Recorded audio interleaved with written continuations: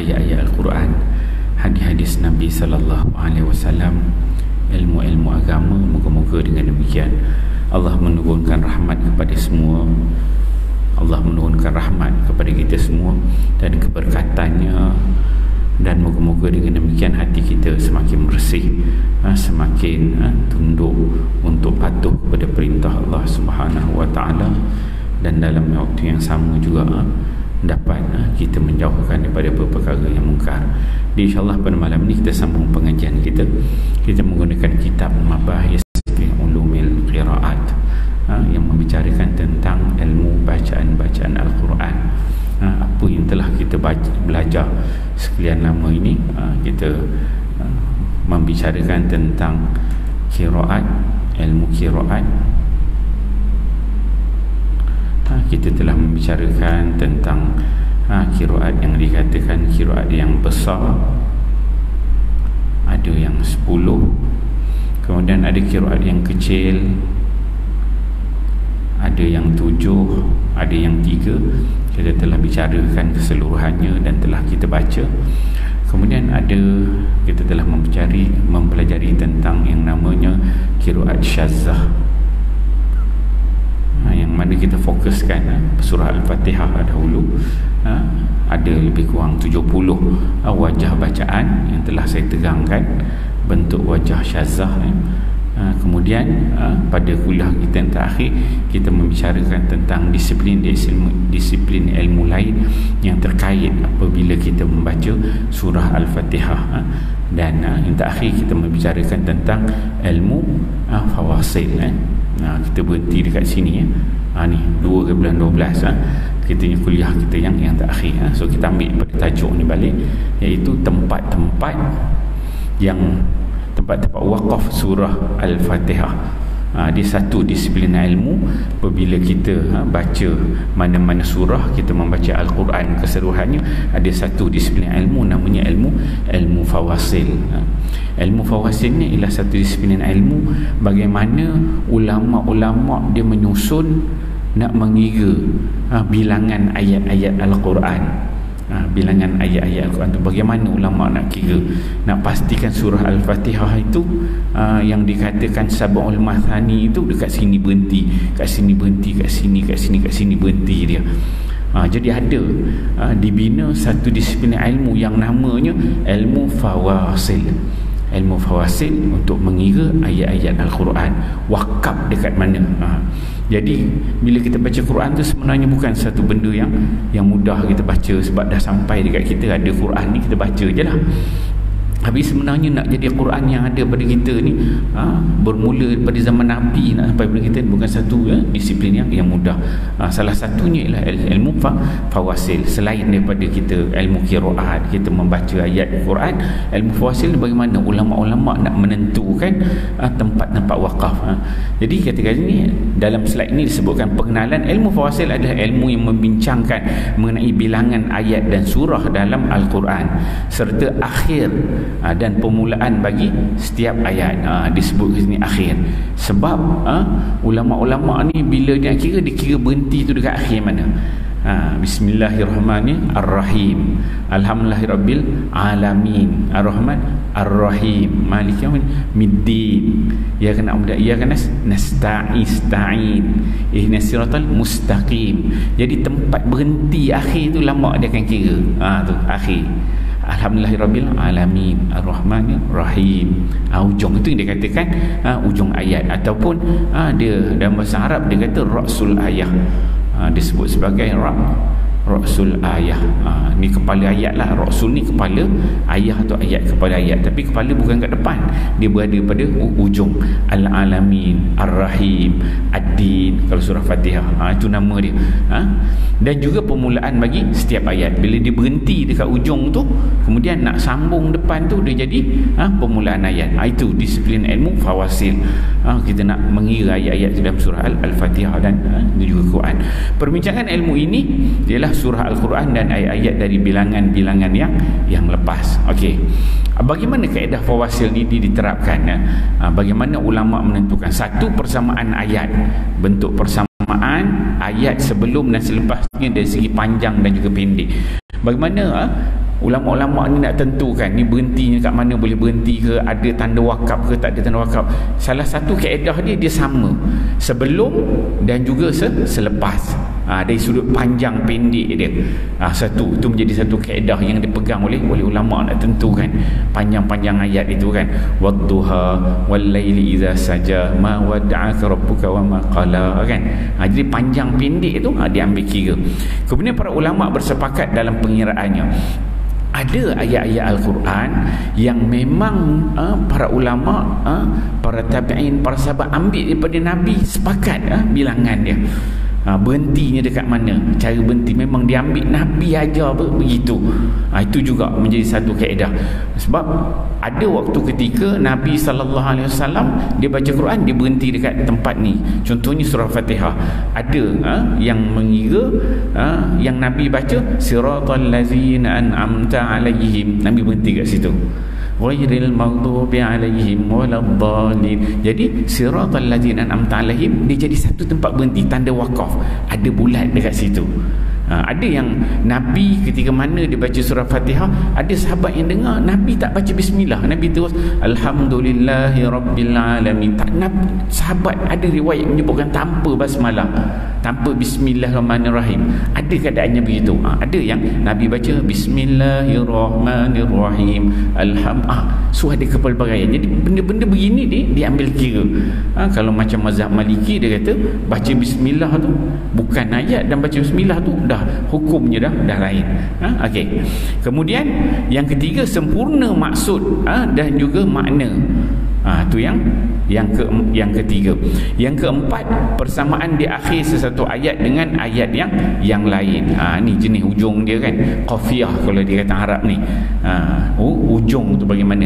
Ja kan ya, ra kan. Ujung tu macam kita pantun lah.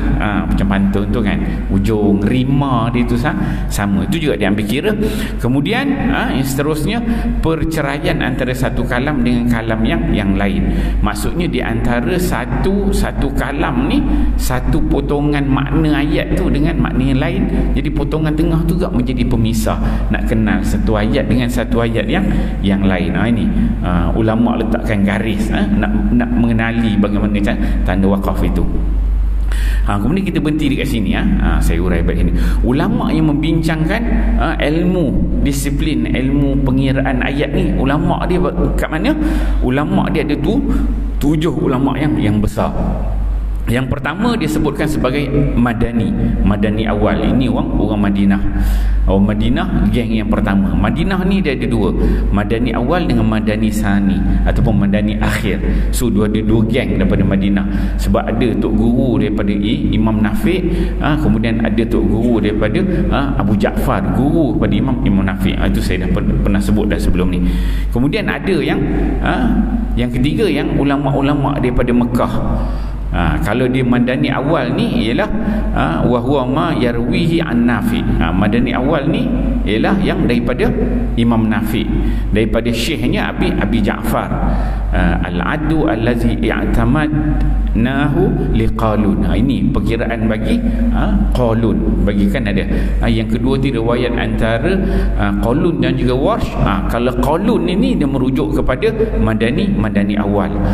Kemudian yang kedua Madani akhir ini dia merujuk kepada Warsh. Yang ni Warsh, yang ni Qalun punya bilangan. Maksudnya kita ada imam qiraat tu, saya dah ajarkan, dah kenalkan. Kemudian setiap perawi periwayat imam tu juga cara nak mengira ayat-ayat Quran tu juga berbeza berdasarkan sanad yang diambil daripada tok guru dia sampai kepada Nabi sallallahu alaihi wasallam. Kemudian kalau yang ketiga ni Maki ni bagi ulama-ulama dekat Mekah. Bagaimana pula dia mengira? Dia berdasarkan kepada imam yang kedua, Imam Ibnu Kathir. Imam yang kedua lah, Imam Ibnu Kathir. Dia ada 2 orang perawi dia, Bazzi dan Qumbul. Kemudian yang keempat ialah Al-Basri. Basri ni Basrah lah, di sebelah Kufah sana. Al-Basri ini dia merujuk kepada Abu Amru Al-Basri. Imamnya Abu Amru Al-Basri. Ada 2 orang perawi dia, Ad-Duri dan juga As-Susi. Ini imam yang yang ketiga ini Abu Amru. Kemudian yang kelima Dimash. Dimash ni dia merujuk kepada Ibnu Amir, Abdullah bin Amir, imam yang kelima. Kemudian yang keenam Himsi ini sebelah Syam juga sana. Kemudian yang ketujuh Kufi inilah yang bacaan kita yang biasa. Kita ni Kufah lah bacaan kita ni. Yang banyak situ bacaan bagi Imam Asim, Imam Hamzah, Imam Kisai kan. Itu semua sebelah Kufah. Jadi kebanyakan kiblat cara kita baca Quran, pengiraan Quran yang ada kita baca sekarang ni diberkiblatkan kepada orang-orang Kufah. So tahulah surat beranak nak kira ayat tu macam mana ilmu dia ilmu fawasil. So dari sudut susunannya ulama dia pecahkan. Ada 3 ulama besar, iaitu ulama Hijaz ni dia terbahagi kepada Madani, Maki, orang Madinah, orang Mekah. Yang kedua dia disebut sebagai Syam ni ada 2 lah, ada Dimash dan juga Himsi, ini sebelah Syria sana. Dan juga yang ketiga ulama Iraq ni Basrah dan juga Kufah. So dia dipecah gitu Okey, tengok pula kita tengok berapa bilangan ayat Al-Quran yang sebenarnya di sisi ulama-ulama ni, bilangan ayat Quran secara keseluruhannya. Tuan-tuan sebelum ni kalau kita boleh dengar ada orang sebut bilangan ayat Quran tu berapa? 6,666 ayat. Ada cakap itu kan, 66666. Mana sumber dia, mana surat beranak dia kan. Ini kita belajar ulama-ulama yang kira berapa sebenarnya ayat Quran. Tadi kita dah kenal dah tu ulama dia yang mengira. Ini kita tengok. Kalau di sisi ulama Kufah, Kufah ni kita lah mazhab kita yang kita Kufah ni kita bahagi kepada ada dua pendapat. Pendapat pertama mengatakan 6217. Ini keseluruhan ayat Quran daripada surah Al-Fatihah sampai surah An-Nas. So kalau orang Kufah ni ada pandangan pertama, dia kata 6217 ayat semuanya ayat-ayat Al-Quran. Itu pandangan yang pertama. Kemudian pandangan yang kedua 6236 ayat. So pendapat inilah yang diguna pakai untuk kebanyakan mushaf dengan qiraat hafs dari Imam Asim. So Quran kita ni kalau tuan-tuan tengok dekat belakang tu dia ada macam pengenalan sikit, kadang-kadang dia letak depan, dia tulis kan bahawa pengiraan ayat-ayat dalam mushaf ini adalah berdasarkan pandangan ulama-ulama Kufah. So kita akan tengok bilangan dia akan tulis itu 6,236 ayat. So pandangan inilah yang kita pakai, yang ada dalam mushaf kita ni. Kita pun tak perasan sebenarnya sebab kita tak belajar benda tu kan, pun kita pun tak ambil tahu sangat. Tapi ni kita dapatlah tengok, oh begitu rupanya surat beranak dia kan. Dia beranak macam tu. Itu bagi orang yang pertama Kufah. Yang kedua di sisi ulama Madinah. Ulama Madinah juga dia ada 2 kelompok. So kelompok yang pertama dia mengatakan keseluruhan ayat Quran tu ada 6217, serupa juga macam Kufah yang pertama. Dan yang kedua mengatakan 6214 ayat. Kan nampak dia ada beza. Memang 6000 lebih tapi beza. Sebab apa mereka ni berbeza? Sebab ada tempatnya ulama ni dia tak mengira yang ni ayat. So ada ulama lain dia mengira itu ayat berdasarkan kepada riwayat, cara bagaimana mereka itu mungkin mengambil bacaan daripada Nabi sallallahu alaihi wasallam. Maksudnya bacaan Quran tu bersanad, dia ambil bukan setakat baca, tetapi tempat-tempat renti itu pun ada sanad sampai kepada Nabi sallallahu alaihi wasallam. Sebab itu boleh berbeza dalam kalangan ulama dia suruh mengira dia. Kita tengok pula ulama Madinah kelompok yang kedua mengatakan 6214. Kalau ulama Mekah yang Maki tadi dia menyebutkan 6210. 6210. Kalau ulama Syam pula sebelah Syria sana, dia ada tiga pendapat. Sebab jalur sanad tu berbeza-beza ngambil bacaan daripada Nabi sallallahu alaihi wasallam. Pertama mengatakan 6226, pendapat kedua 6227, dan pendapat ketiga ni Hims dekat bahagian Syria sana, dia kata 62332. So berbezalah, tempat tak banyak beza, tapi ada khilaf dalam kalangan ulama. Okey, kita tengoklah ni. Kalau tuan-tuan boleh tengok ni Mashaf Hafs dan juga Mashaf Hafs ni Mashaf kita yang biasalah, yang biasa kita baca. Ini Hafs. Tengok Mashaf ini yang biasa kita baca. Dia bermula dekat sini nombor 1, kan? Kat sini nombor 7, kan? Tapi kalau Mashaf yang riwayat Warsh ni, dia mengira tak sama. Maksudnya dia tak ambil bilangan sebagian orang-orang Kufah punya pengiraan. Dia ambil di sebelah Maghribi sana punya pengiraan. Jadi tengok Bismillahirrahmanirrahim, kat sini dia tak ada tanda wakaf Quran dia, tapi dia ada Siratal ladzina an'amta alaihim, dia ada kat sini. Jadi tuan-tuan kalau beli Mashaf, tuan-tuan pergi ke sebelah Maghribi sana, sebelah Tunis, sebelah Libya, kan, ada sebelah Sudan sebahagiannya. So dia punya cara pengiraannya dia tak ambil berdasarkan ulama-ulama Kufah. Kita menggunakan pandangan ulama-ulama Kufi, mereka ni tak ambil ulama-ulama Kufah. So beza dari sudut penandaan dia, tanda top dia pun beza, sudut pengiraan dia pun berbeza. Top ni sudut tanda baris, kalau tengok dia punya baris Alhamdulillah ni, dia tengok kat sini dia letak. Kemudian tanda dia pun titik, bukan hamzah wasal, beza. Alhamdulillahirabbil alamin, nampak al-alamin, nun dia ada titik tak? Nun dia pun tak ada titik. Tengok ini jenis dia, ada dua ulama besar, satu masyariqah, satu maghribah. Yang kita baca Quran kita biasa ialah Quran masyariqah, sebelah timur. Maghrib sebelah barat sana, orang Maghribi sana beza. Cara dia menulis huruf itu, tanda-tanda dia pun berbeza. Macam kita al-alamin, nun ini ada titik, tapi mereka nun dekat ujung perkataan dia tak ada titik. Kalau Al-Quran dia tulis jadi Al-Quran, kan, alif lam qaf ra hamzah alif nun, kan, Al-Quran. Kalau kita punya Quran gitu, ini kita punyalah dua titik sini. Kalau belah sana qaf dia titik dia satu, dia akan baca jadi Al-Fur'an. Dia jadi tu. Jangan salah baca. Tengok, macam pelik kan. Tapi dia dengan fa ni titik. Qaf dia bagi geng Maghribah sana, dia punya qaf dia titik satu, dia letak dekat bawah. Fa dia, kalau qaf dia letak satu dekat atas, ni qaf jadi jadi satu di atas. Kalau fa dia ada tempat dia letak satu dekat bawah. So beza. Maksudnya titik itu titik sebelum zaman Nabi, resam Osmani, zaman Nabi, zaman sahabat, Quran tu tak ada titik dan juga tak ada baris. Ini zaman selepas tabi'in baru berinovasi. Inovasi dibuat supaya mudah orang nak baca. Maka bila inovasi itu, dia melahirkan banyak mazhab.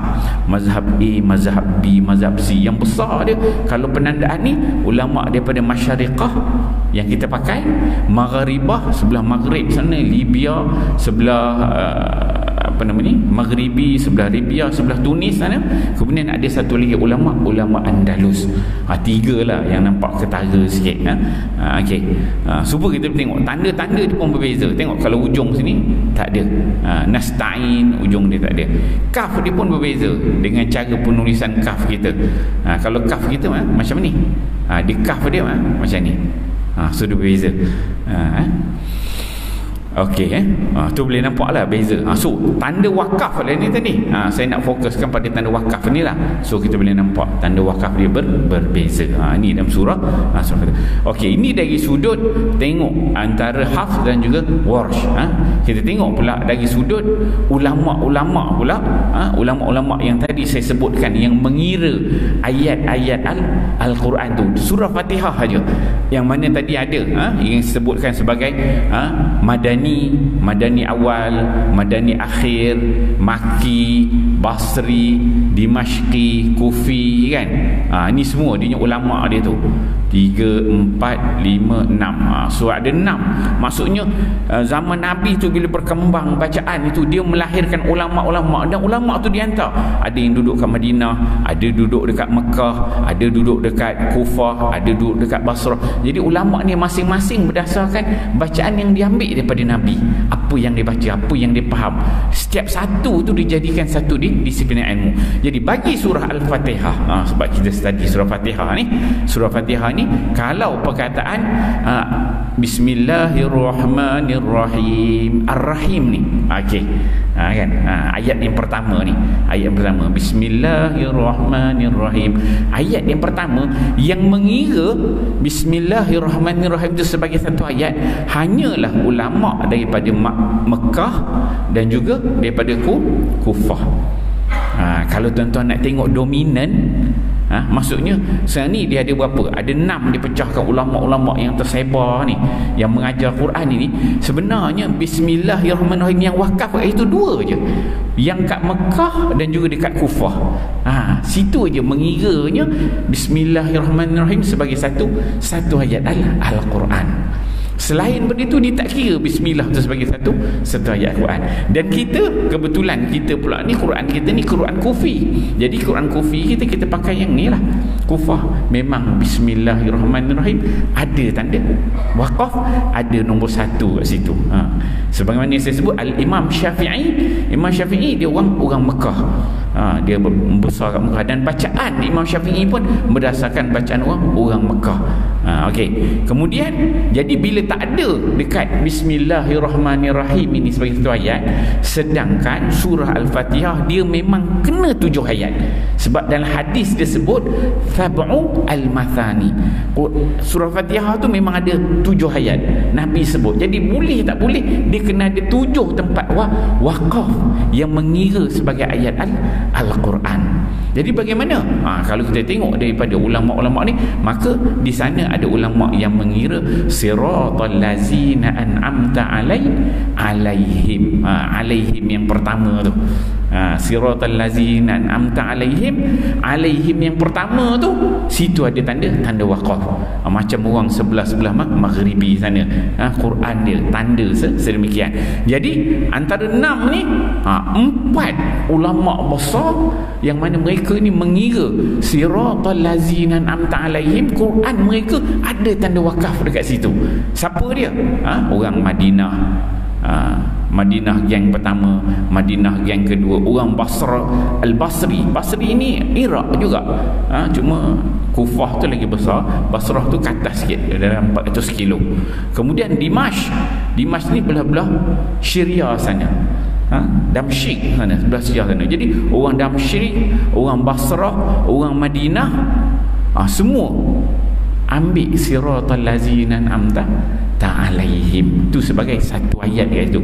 Bismillah dia tak ambil kira. Ini dalam kalangan ulama-ulama fasil. Ni bila kita membahaskan disiplin ilmu bacaan Quran ni, maka kita kena rujuk ulama-ulama dia lah, yang mana mereka ni memang mutqin, mengambil bacaan tu betul-betul, ada sanadnya, ada cara, ada kaedahnya. Maka daripada sinilah ulama-ulama yang dah ada dalam bidang kepakaran bacaan Quran ini, bila orang fiqh datang, dia akan berkiblatkan kepada benda-benda macam ini. Barulah datangnya Imam Syafi'i, Imam Malik, Imam Hambali, kan, Imam Hanafi. Jadi imam-imam mazhab ni, mereka ni kepakarannya bidang fiqh. Jadi bila nak menentukan surah Al-Fatihah itu ada tak ada Bismillahirrahmanirrahim tu, ada kira satu ayat ataupun tidak, maka ulama-ulama fiqh ni akan berijtihad. Ijtihad dia lah berdasarkan apa yang dia lihat hadis hadis Nabi, riwayat-riwayat, dan juga dia melihat dengan disiplin ilmu yang ditulis oleh ulama-ulama fawasil ni, para qurra, para pembaca Quran ni. Tetapi ulama-ulama fiqh ni dia, sebab benda ni merupakan ijtihad ulama. Ijtihad ulama kalau dalam fiqh tu nak menentukan ada ijtihad dia berdasarkan dalil-dalil yang dia ada. Maka di sana ada berbeza pandangan. Macam kita mazhab Syafi'i, kita kira lah Bismillahirrahmanirrahim tu sebagai satu ayat pertama. Jadi bila kita kira ayat yang pertama, siratal ladzi itu, dia kira siratal ladzina an'amta alaihim ghairil maghdubi alaihim waladdallin, satu ayat. Kan, sebab kita mazhab Syafi'i kan, dalam tu dia mengira itu. Jadi panjanglah ayat yang ketujuh sebab dia pertama. Ada mazhab-mazhab yang dia tak kira bismillah. Contoh mazhab Hanafi, mazhab Ahmad Hambali, dia tak kira bismillah itu sebagai satu ayat.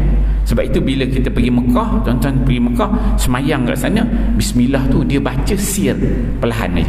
Baca bismillah, alhamdulillahirabbilalamin, kan? Kan? Ar-Rahmanir-Rahim, dia tak ada bismillah, tapi ada sebenarnya dia baca sir perlahan. Bismillahirrahmanirrahim, alhamdulillah. Kita akan dengar macam tu. Sudais ke Syuraim ke, kan? Semua bagaimana Saudi dia gitu. Kalau mazhab Maliki, dia tak kira pula, dia kata bismillah tu baca sir pun tak perlu baca, boleh menyebabkan makruh bacaan tu, sebab adalah pandangan dia sendiri. So berbeza. Jadi kita yang standard kita kufi, benda ni benda khilaf kan, tak ada masalah. Tuan-tuan pegang, kalau kita nak semayang, maksudnya kita fiqh, ambillah fiqh mazhab Syafi'i. Itu kaedah baca dia. Kalau tuan-tuan nak baca berdasarkan mazhab qurra, ulama-ulama fasil, maka ini rangkanya. Yang penting kita faham surat beranak dia macam ni.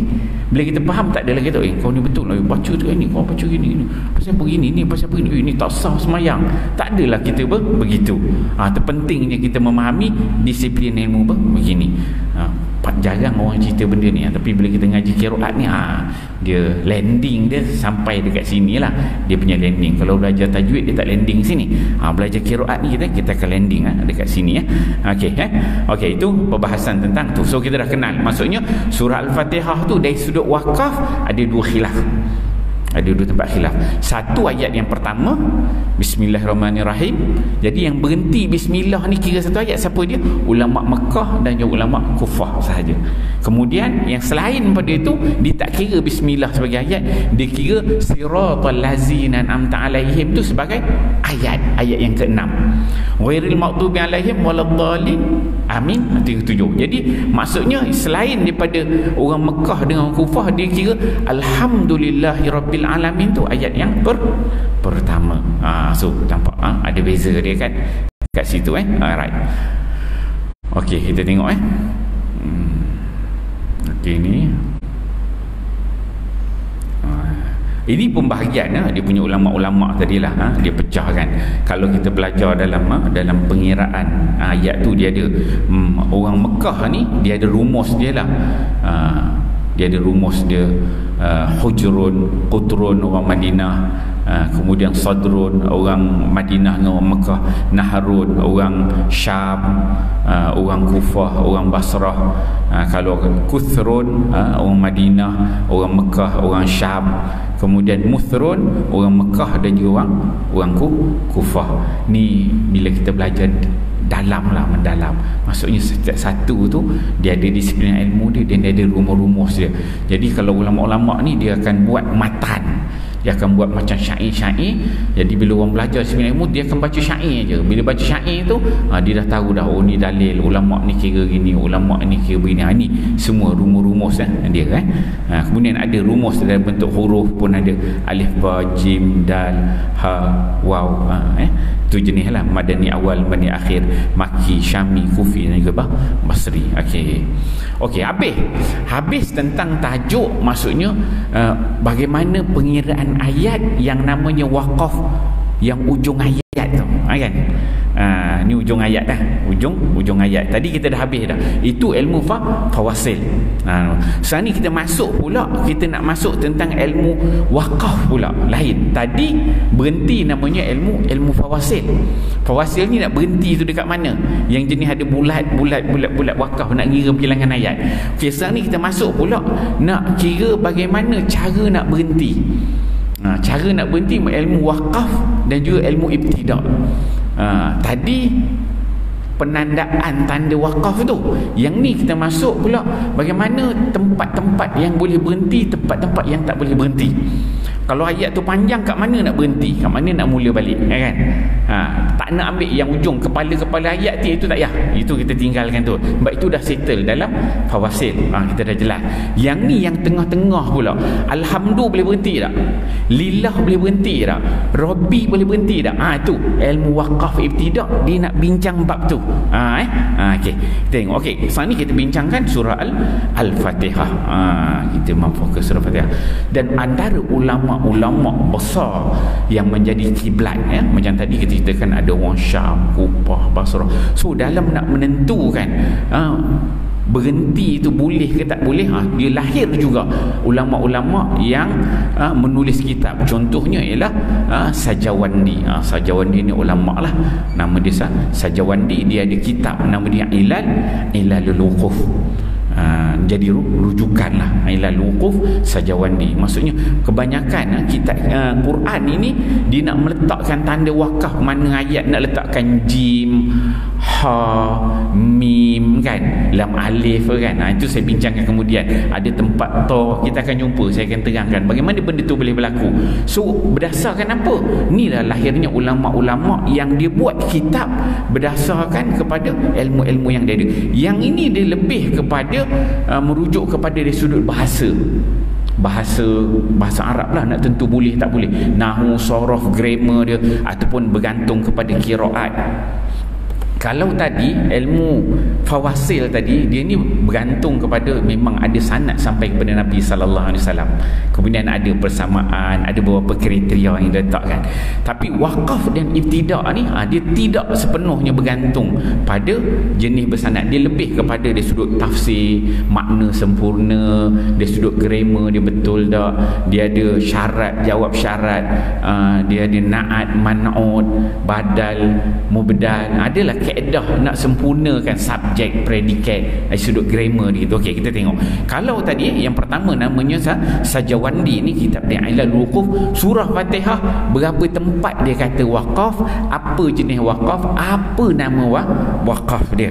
Okey, pertama kalau ikut Sajawandi dia kata Bismillahirrahmanirrahim. Kat sini sini nombor 1, ni wakaf yang pertama dia sebut. Yang pertama dekat Bismillahirrahmanirrahim, satu wakaf. Kemudian Alhamdulillahirabbil alamin, dekat alamin ni kata dia letak kat sini. Kalau ikut Sajawandi ni dia letak lam alif. Tuan-tuan perasan tak, kalau Quran, kalau orang biasa pergi Turki kan, siapa pergi Turki, Quran dekat sana, orang Turki ni Quran dia bermula pada Fatihah sampai surah An-Nas. Cara dia meletakkan tanda-tanda wakaf. Tadi Rasul ayah lain, fawasil tu yang bulat-bulat tu kan. Sekarang ni yang lam alif, jim, ba, sili, qili tu. Kalau orang Turki, mashaf dia, kiblat dia menggunakan Ilalul Wuquf.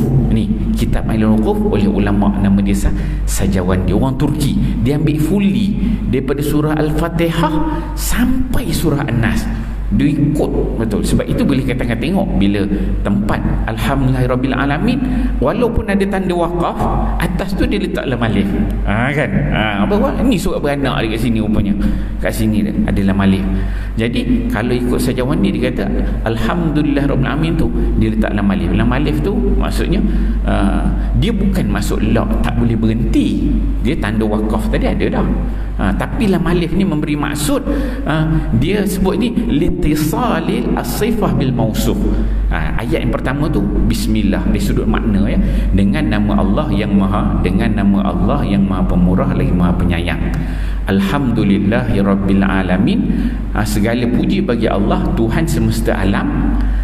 Tuan sebenarnya Ar-Rahmanir Rahim tu menceritakan tentang sifat Allah juga. Jadi dia kata Al-Alamin ni kat sini dari sudut berhenti tu, berhenti wakaf boleh Rasul ayah, tapi sudut maknanya dia ada keterkaitan. Maka dia letak itu lam alif. Maka sebab itu kita nampak dekat wakaf tu ada lam alif atas dia. Bukan tak boleh berhenti, tapi maksudnya makna tu masih bersambung lagi.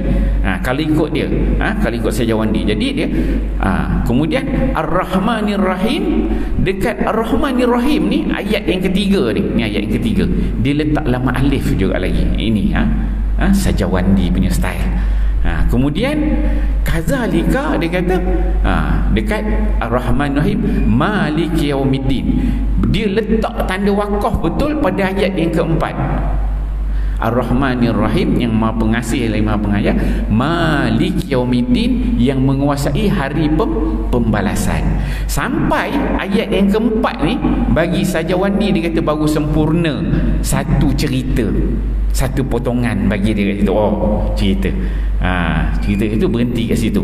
Jadi Bismillahirrahmanirrahim satu, Alhamdulillahirabbil alamin arrahmanir rahim maliki yaumiddin. Situ. Dan dia letak tanda dia dalam mazhab dia letakkan huruf ta. Satu tadi cara dia nak letak, kedua dia rumus. Ini rumus lah. Lam alif ni rumus. Maksud kita tak rumus. Rumus dia lam alif. Kemudian dia ada rumus dia ta. Huruf ta ni maksud dia mutlak. Jadi dia bagi Sajawandi ni start bismillah Rahman Rahim satu, Malik Yaumiddin, baru dia berhenti situ wakaf situ sempurna bagi dia, mutlak, selesai makna dia. Okey. Kemudian iyyaka na'budu wa iyyaka nasta'in.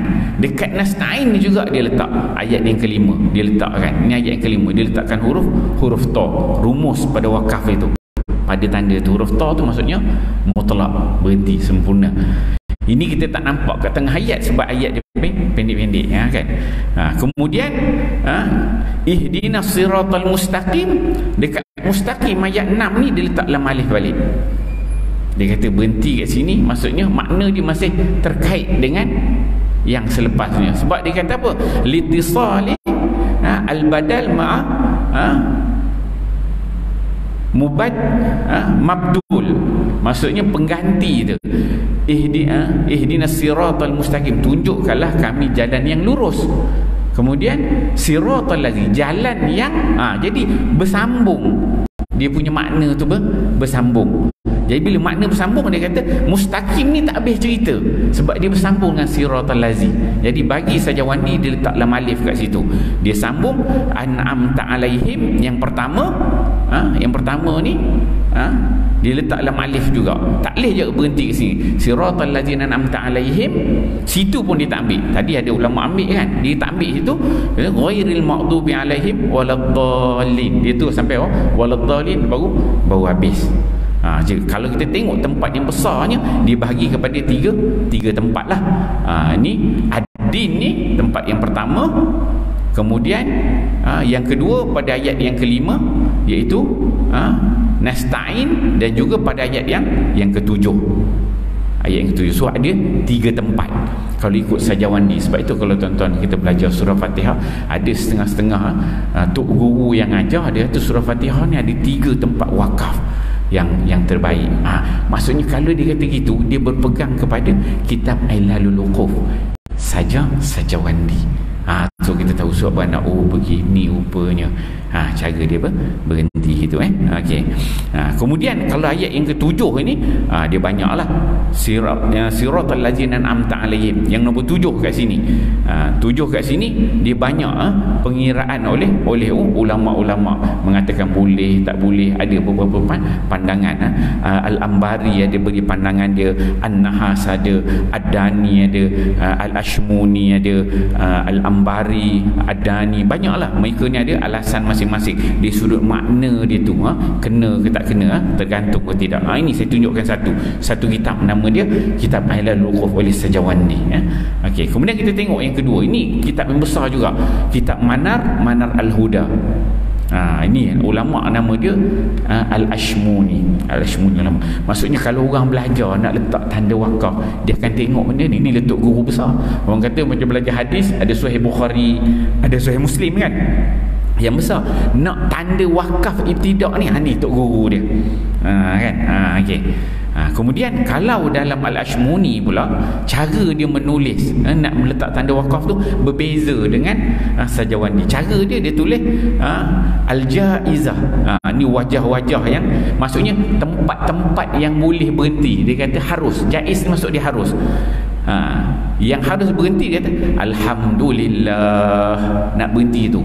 Bagi Ashmuni ni boleh berhenti Alhamdulillah, berhenti boleh kan. Kata Al-Alamin, tadi ujung ayat ni kan. Ar-Rahmanir Rahim boleh. Iyyaka na'bud, na'bud tu boleh berhenti. Iyyaka na'bud, dia kata jaiz bagi dia. Bagi Al-Ashmuni. Al-Mustaqim ni biasa kita an'amta alaihim pun ni ada tempat dia. Kemudian wa inna majaza waqfu 'alaiha 'ala wajhi tasamuh, dia kata walam yulaqu 'ala al-akhir sawa'an. Okey, itu yang satu. Kemudian dia sebutkan dekat sini oleh Ashmuni, dia ada 13 tempat. Saya pun kata tadi di tempat yang boleh ni dia pecah kan. Kemudian kata Al-Ashmuni pula ada 13 tempat dalam surah Fatihah ni kalau berhenti ni nama dia waqaf yang qabih. Waqaf qabih ni waqaf yang buruk. Buruk apa dia? Dia kata Alhamdu tak boleh berhenti. Nak berhenti lillah ni tadi boleh sini, tapi alhamdu jangan. Alhamd tak boleh berhenti.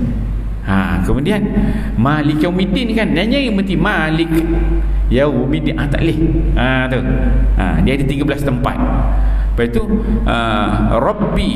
Rabbil Alamin kan, Rabbi Alhamdulillahi Rabb kan, tak boleh. Rabb. Lepas tu Malik Yaumiddin berhenti kat yaum, Malik Yaum. Jadi maklin lah situ kan, tak boleh dia kata. Iyyaka na'budu, berhenti kat iya tu. Iyyak na'budu wa iyyak. Tak boleh dia kata. Dua-dua tempat tu dia kata tak boleh. Qabih kata dia. Buruk dia kata. Dua tempat iyyak ni. Kemudian Ihdina siratal mustaqim. Ihdina jangan berhenti. Ihdina berhenti. As-siratal tak boleh dia kata. Okey. As-sirat ni as-sirat pun tak boleh berhenti. Ihdina sirat al-mustaqim tak boleh kata. Subuh juga siratal lazi, sirat berhenti. Tak boleh kata. Siratal ladzina an'am. Al-lazi tak boleh berhenti. Siratal lazin. Ma'arif li sukun kan, tak boleh. Ni kau. Kemudian berkaitan apa lagi? Ghairil kan. Siratal ladzina an'amta alaihim ghair. Berhenti tu kan. Tak boleh. Kata waqaf qabih. Subuh juga. Lepas tu dia kata perkataan maghdub. Siratal ladzina an'amta alaihim ghairil maghdub. Jangan buat ni, kita belajar kan. Maghdub tak boleh berhenti macam tu. Azan kita bagi laluan azan.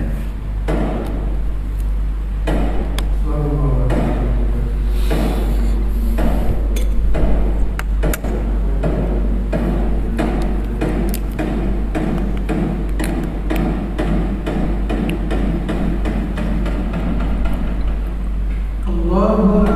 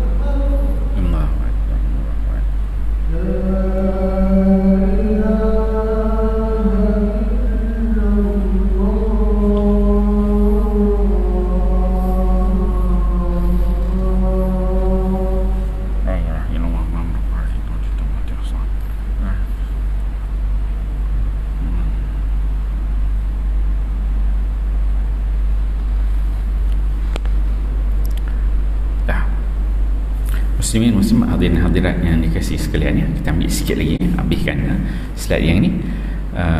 Kemudian maghdub tadi tak boleh juga, siratal ladzina an'amta alaihim ghairil maghdub, jangan kata. Kemudian dia kata alaihim. Alaihim surah Al-Fatihah ni dia ada dua tempat, kan? Dia kata ni alaihim yang kedua. Siratal ladzina an'amta alaihim yang pertama itu memang ada empat qura' memang ada tanda wakaf kat situ. Dua qura' je tak ada, kan? Tapi alaihim yang kedua jangan berhenti. Sebab alaihim yang kedua ni dia kata adalah wakaf yang qabih. Siratal ladzina an'amta alaihim ghairil maghdubi alaihim. Tu. Jangan berhenti dekat kedua. Wakaf dia wakaf yang buruk sangat. Yang kedua. Dia kata dekat sini wala syakka, dia kata memang tak syak lagi. Dia kata bahawa wakaf pada 13 tempat ini yang kita sebutkan ni tadi adalah nyata sangat kalau orang yang berhenti ke situ adalah orang yang jahil dia sebut.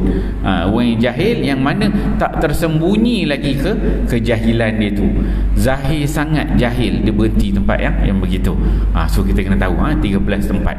Dan dia kata penerangan tentang buruknya berhenti pada 13 tempat ni panjang cerita dia. So kita ingatlah, biasanya takut alaihim yang kedua tu kadang-kadang kita berhenti, ada baca berhenti. So kita berhati-hati. Itu jenis wakaf yang lebih macam alhamdu ni kan, ini yang pertama ni. Alhamdu ni kita tak berhentilah kat sini.